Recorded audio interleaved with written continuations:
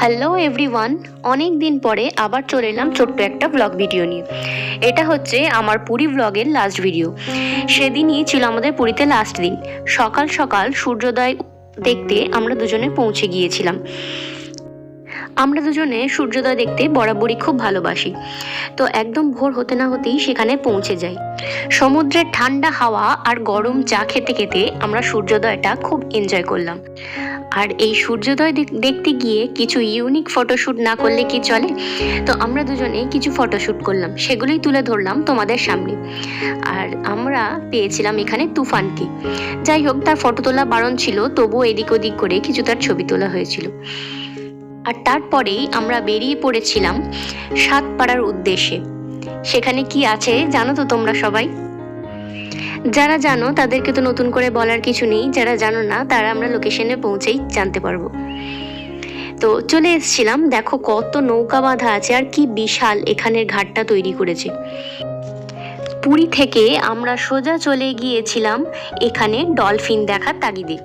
ওখানে পৌঁছে যেটা বুঝলাম, এদের বোটিংয়ের বিভিন্ন রকম চার্জেস আছে। শুধু ডলফিন নয়, dolphin, island, sea beach, temple, এগুলোর জন্য সব আলাদা আলাদা। এছাড়াও এখানে রয়েছে নাইট হল্টের ব্যবস্থা, বা পিকনিক যদি কেউ করতে চায় তারও ব্যবস্থা রয়েছে এই বোটটির মধ্যেই।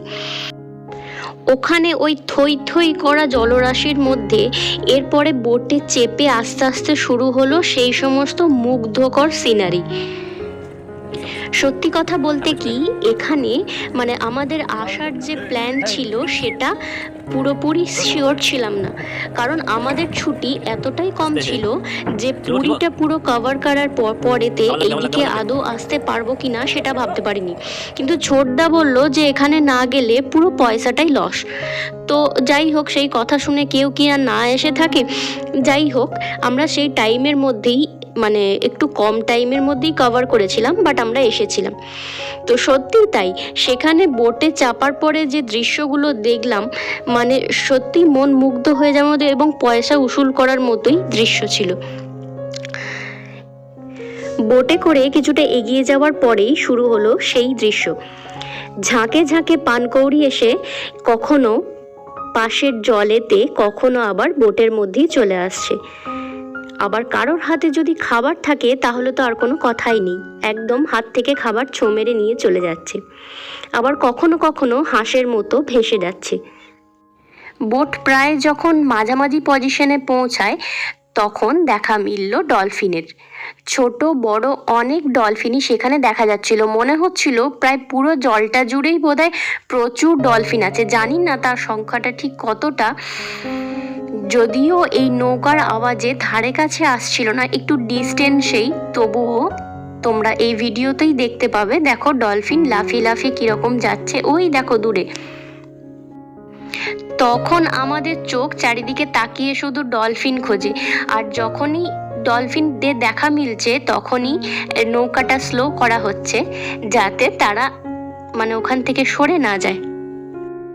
আচ্ছা তোমরাই বলো, এই যে এখানে ডলফিন দেখছি এই এত জলের মাঝখানে, তারপরে এই এত পাখি, এটা কি আর 15-20 মিনিট বা আধ ঘন্টায় পোষায়?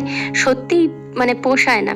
তবুও যাই হোক, আমাদের একটা আইল্যান্ডে, মানে যেটা রাজহাঁস আইল্যান্ড বলে, সেখানেও আমাদের বুকিং ছিল। তো যথারীতি নৌকা গিয়ে দাঁড়ালো সেখানে, আর তখন ছিল দোল। তো ওখানের একটা দোকানে আমরা কিছুটা টিফিন করি। তো সেখানেই আমাদের এই কপালেতে এরকম আবির লাগিয়ে দেয়। তারপরে আমরা চলে যাই সেই বিচেতে। ওখান থেকে বেশ খানিকটা বালির মধ্যে দিয়ে হেঁটে গিয়ে, গাছ ছিল কিছু, গাছগাছালির মধ্যে দিয়ে গিয়ে আবার শুরু হচ্ছে সমুদ্র। তো এইখানের সমুদ্র আর পুরীর সমুদ্র মানে কিছুটা সিমিলারিটি আছে। এখানেও গিয়ে দেখলাম অনেকেই স্নান করছে, যদিও আমাদের জানা ছিল না। আমাদের সমস্ত লাগেজ বোটিংয়ের আগে রেখে দিয়ে আসা হয়েছিল, এখানে কোনো কিছু ক্যারি করছিলাম না আমরা, সেই হেতু এখানে স্নানের আমরা কোনো রকমই কিছু নিয়ে আসিনি। কিন্তু বিচটা তোমরা দূর থেকে দেখো, খুব ভালো লাগবে। এখানে এরকম বসার ব্যবস্থা ছিল। আমি কিছুটা এগিয়ে গিয়েছিলাম এবং এই দিকটা যেহেতু নির্জন, এখানে কিছু ঝিনুকও আমরা পেয়েছিলাম। ওখানে কিছুক্ষণ কাটিয়ে যেহেতু প্রচুর রোদ ছিল আমরা আবার নৌকায় ফেরত আসি এবং ফেরত এসে সোজা এবার আমাদের বাড়ি ফেরার পালা। ছুটিও শেষ, পুরীর জার্নিও শেষ। তাই চলো টাটা, বাড়ি ফিরি। আবার দেখা হবে নেক্সট কোনো ব্লগে, নেক্সট কোনো ভিডিওতে। ভালো থেকো সবাই, টাটা।